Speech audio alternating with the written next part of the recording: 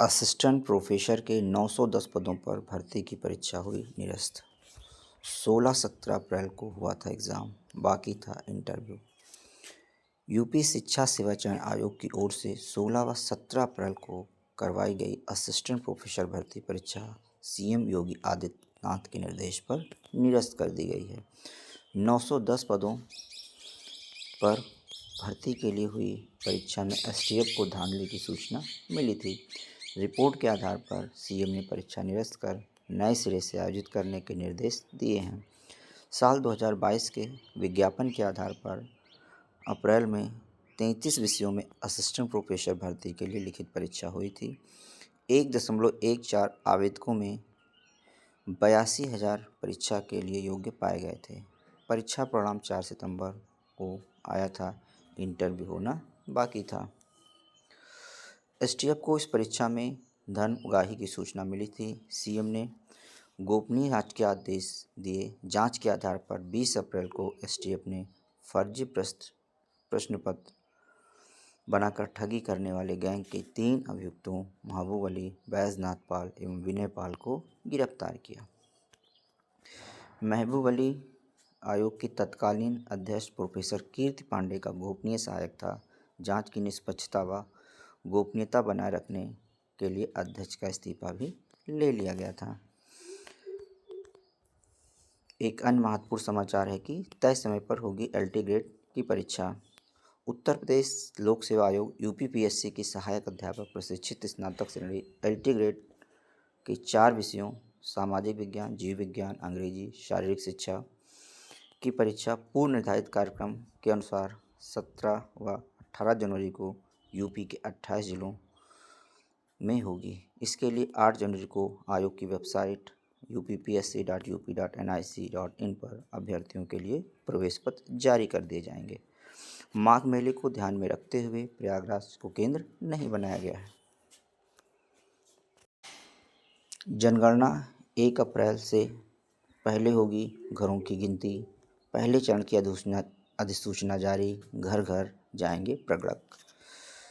जनगणना 2027 के प्रथम चरण के लिए मकान सूचीकरण और मकान गणना का काम इस साल 1 अप्रैल से शुरू होगा।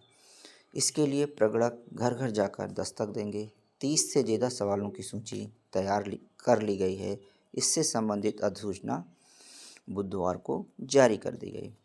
पहला चरण 1 अप्रैल से 30 सितंबर तक चलेगा। इसमें घरों की सूची तैयार की जाएगी, जिसके लिए हर राज्य और केंद्र शासित प्रदेश की ओर से निर्धारित 30 दिनों की अवधि का अभियान चलाया जाएगा। केंद्रीय गृह मंत्रालय की ओर से जारी अधिसूचना में कहा गया है कि 30 दिन का गृह सूचीकरण अभियान शुरू होने से ठीक पहले 15 दिनों की अवधि में स्वगणना कराने का विकल्प भी उपलब्ध होगा। इसमें मकानों व उसमें रहने वालों के रहन सहन के स्तर का ब्यौरा एकत्र होगा। वर्तमान में लद्दाख व पश्चिम बंगाल को छोड़कर पूरे देश में पहले चरण के मकान सूचीकरण के लिए पूर्वाभ्यास चल रहा है। प्रगणकों को प्रशिक्षण भी दिया जा रहा है। यह प्रगणक ऑनलाइन व घर घर जाकर दोनों तरह से आंकड़े एकत्र करेंगे।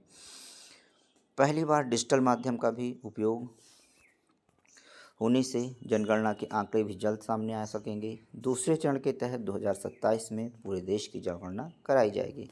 इसमें जातिगत जनगणना भी शामिल है। आज़ादी के बाद पहली बार जातिगत जनगणना होनी है। जनगणना में पहली बार मोबाइल ऐप व पोर्टल का उपयोग होगा। उसके लिए सवाल अलग से तैयार होंगे। भारत के महारजिस्ट्रार एवं जनगणना कार्यालय ने भी सभी राज्यों को विस्तृत रिपोर्ट निर्देश भेज दिए हैं। त्रिस्तरीय पंचायत चुनाव टलने के आसार। अभी तक समर्पित पिछड़ा वर्ग आयोग का गठन नहीं, आरक्षण की प्रक्रिया नहीं हुई शुरू। त्रिस्तरीय पंचायत चुनाव टलने के संकेत मिल रहे हैं। मुख्य कारण अभी तक समर्पित पिछड़ा वर्ग आयोग के गठन न होना है, जिसके चलते अभ्यर्थियों में पंचायतों के आरक्षण की प्रक्रिया भी तय नहीं हो पा रही है। पंचायती राज विभाग ने 6 सदस्यीय आयोग के गठन का प्रस्ताव शासन को भेजा है, लेकिन अभी तक इस पर कोई निर्णय नहीं लिया गया है। जनगणना 2011 के अनुसार राज्य में अनुसूचित जातियों व अनुसूचित जनजातियों का प्रतिशत क्रमशः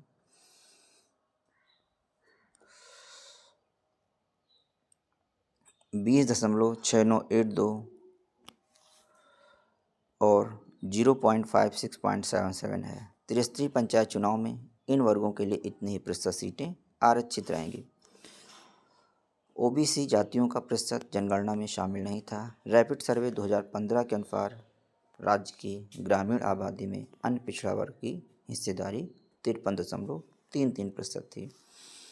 2021 के चुनाव में इसी सर्वे के आधार पर ओबीसी के लिए आरक्षण तय किया गया था। हालांकि किसी भी ब्लॉक में ओबीसी की जनसंख्या 27% से अधिक होने पर भी ग्राम प्रधान के पद 27% से अधिक आरक्षित नहीं हो सकते।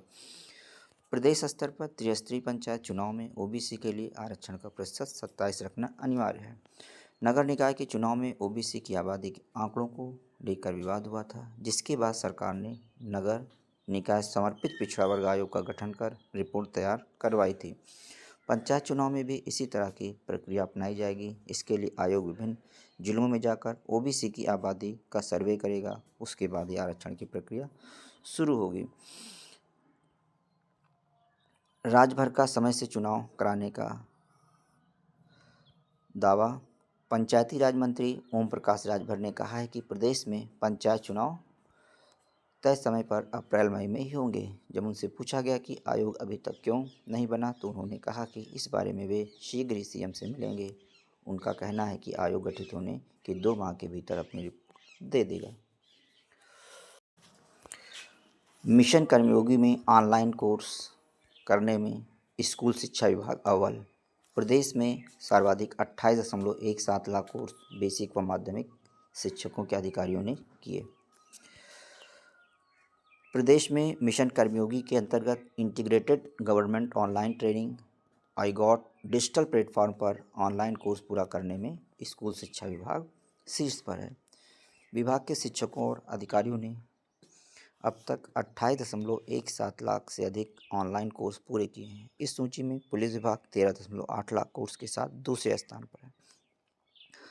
हाल ही में शासन स्तर पर हुई समीक्षा में बताया गया है कि स्वास्थ्य विभाग के अधिकारियों कर्मचारियों ने 4.7 लाख, होमगार्ड्स ने 4.5 लाख, कृषि विभाग ने 2.4 लाख, बिजली विभाग ने 2.2 लाख, पंचायती राज विभाग ने 1.4 लाख, स्वास्थ्य शिक्षा ने 1.2 लाख, हाउसिंग एवं अर्बन प्लानिंग विभाग ने 72,000, नगरीय विकास विभाग ने 23,000 व ग्रामीण विकास विभाग ने 11,000 से अधिक ऑनलाइन कोर्स पूरे किए।